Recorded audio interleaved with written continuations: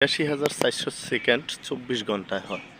আর এই ২৪ ঘন্টার প্রত্যেকটা সেকেন্ড আমরা কীভাবে কাজে লাগাই তার উপরে ভিত্তি করেই কিন্তু আমাদের পরবর্তী স্টেপটা, পরবর্তী জীবনটা তৈরি হয়।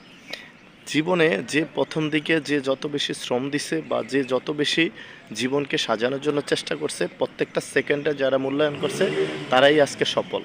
আর আজকে যারা আমরা ভাবতেছি যে মানে করব করব করব করব, কিন্তু তারা এখনও করতেছি না, তারা কিন্তু এখনও সফলতার মুখ দেখতেছি না।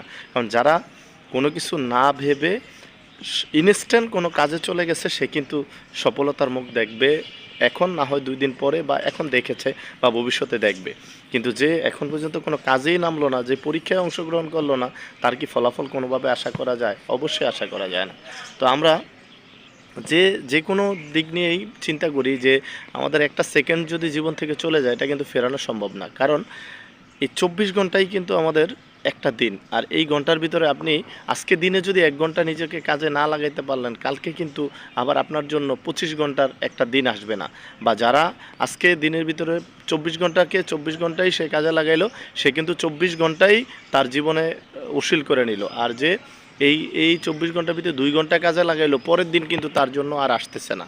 যে পরের দিনটাই কিন্তু তার জন্য এই 24 ঘন্টার এই দিন আসতেছে। তো ইনস্ট্যান্ট কাজ যদি যে করে, সেই কিন্তু সফলতা অর্জন করতে পারে। আপনি দেখেন দিন দিন কিন্তু অনেক কিছু পরিবর্তন হচ্ছে। এই যে আমরা যে মোবাইলটা দিয়ে এখন ভিডিও করতেছি, এই মোবাইলটা আমি যখন ক্লাস মানে 9-10-এ যখন পড়ি, তখন এই মোবাইলটা এরকম না। আমরা কোটি মোবাইল পাইছি, এরপরে ওই যে অ্যান্টিনা দিয়ে মোবাইল ব্যবহার করা হতো আমাদের ওই সময়, গ্রামীণ ফোনের মোবাইলটা ওই সময়। তো আজকে দেখেন সেখান থেকে কিন্তু আমরা অনেক অনেক দূরে এগিয়ে আসছি। আর এই ডে বাই ডে উন্নত হচ্ছে জীবনযাত্রা। আর কারা উন্নত করছে? যারা নিজেকে সময় দিচ্ছে বা সময়ের সাথে নিজেকে তাল মিলিয়ে এগিয়ে নিচ্ছে, তারাই কিন্তু উন্নত হচ্ছে। আর আমি এখন করব না, কালকে করব না, পরশুদিন করব, এভাবে করতে করতে একসময় কিন্তু জীবন থেকে এই সময়গুলো চলেই যাচ্ছে। একটা সময় গিয়ে নিজেকে জীবন মানে আমাদেরকে এমন একটা শিক্ষা দিবে যে আপনি যা করছেন তার ফলেই পাইছেন। এটা ব্যর্থ হওয়ার বা আপনি হতাশ হওয়ার কোনো কারণ নেই। আপনি এখন থেকে শুরু করেন, আজকে থেকে শুরু করেন, এই মুহূর্ত থেকে শুরু করেন, একটা সময় গিয়ে সফলতা পাবেন। এই যে আমরা মানে অনেক কন্টেন্ট ক্রিয়েটরদেরকে দেখি, আমাদের ফেসবুকের কথাটাই বলি, যে অনেকেই দেখা গেছে যেখানে যা করতেছে এইগুলো নিয়ে ছোট্ট ভিডিও বা ছোট্ট মেসেজ মানুষের মাঝে দিয়ে একসময় কিন্তু সে ভালো একটা জনপ্রিয়তা অর্জন করে ফেলছে। আজকে তারা বলা চলে যে অনেকের কাছ থেকে, অনেকের মানে আইডল, তাদেরকে নিয়ে অনেকে তাদের কাছে যায়, গিয়ে তাদের সাথে ভিডিও করে, তাদের সাথে কথা বলে একটু ভাইরাল হওয়ার জন্য। কারণ তারা কিন্তু এটা দিয়ে এখন চলতেছে। তো সে যখন শুরু করছে কোনো একটা কাজ, তখন কিন্তু তার এটা শুরুটা সহজ ছিল না, শুরুটা কিন্তু কঠিনই ছিল। তো শুরুটা যখন কঠিন ছিল, সে কিন্তু পাশের কথা, পিছনের কথা, সমালোচনা সব কিছুকে ঊর্ধ্বে রেখেই সামনে এগিয়ে গেছে এবং নিজের পথে নিজে চলছে।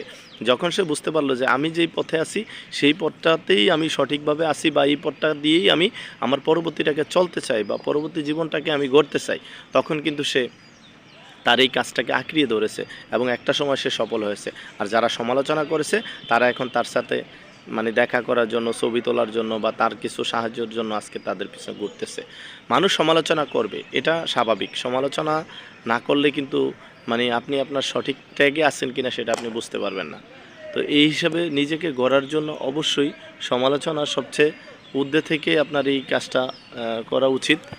তো যাই হোক, মানে মানুষ যখন আপনি ভালো কাজ করবেন, তার সমালোচনা করবে, মন্দ কাজেরও কিন্তু সমালোচনা করবে, এটাই স্বাভাবিক।